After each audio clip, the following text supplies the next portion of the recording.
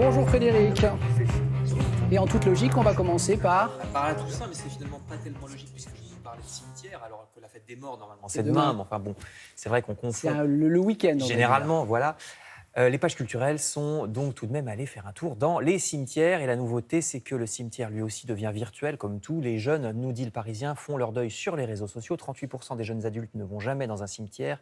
C'est une génération qui exprime ses sentiments pour les défunts sur les réseaux sociaux, en publiant une photo avec un petit message, alors soit pour feu la grand-mère, soit pour quelqu'un de connu. Et c'est sans doute une recherche de visibilité de la douleur, analyse le Parisien. On a envie de montrer qu'on est triste. Mais une dame dit au journal que, selon elle, ça supprime hélas le rendez-vous familial, puisqu'après le cimetière, en général, on va manger en famille. Article donc dans Le Parisien. Le Figaro, lui, publie un grand article qui vous indique où trouver les sépultures de vos chanteurs préférés, souvent en région parisienne. Vous voyez à l'image le caveau de la famille de... Là, celui-ci ? C'est France Gall et Michel Berger. Ah, d'accord. Donc c'est au cimetière Montparnasse. Montmartre, non, Montmartre. Ah, c'est à Montmartre ? Ah, c'est ce qu'ils ont marqué, alors peut-être qu'ils se sont trompés. D'accord, d'accord. Le cimetière Montmartre qui abrite également la tombe avec la sculpture grandeur nature de Dalida.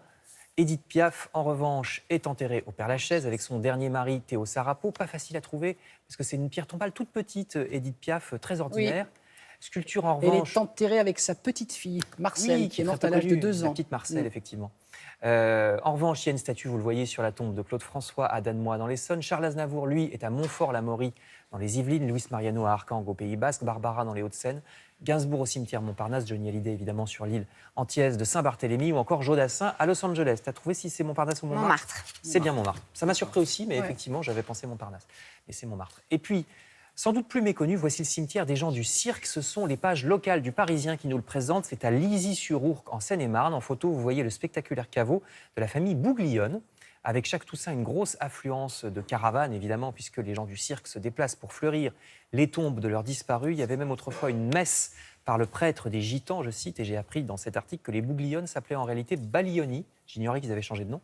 On trouve aussi dans ce cimetière les avatas et bien d'autres. Si vous avez... Oui. Pardon, en fait, je sais pourquoi j'ai confondu. Michel Berger est inhumé au cimetière Montparnasse. Oui.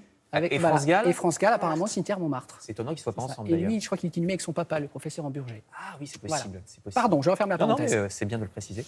Si vous avez la possibilité de passer par l'Italie, alors Libération vous conseille de ne pas manquer le superbe cimetière de Staglieno, orné de sculptures magnifiques. Ça se trouve à Gênes, dans le nord de la péninsule, du véritable musée à ciel ouvert, avec des statues pour la plupart très réalistes, ce qui donne un certain frisson, parce qu'on a vraiment l'impression que les gens sont comme des fantômes. C'était la mode dans les années 1850, quand ce cimetière fut ouvert, et aujourd'hui il fait 33 hectares.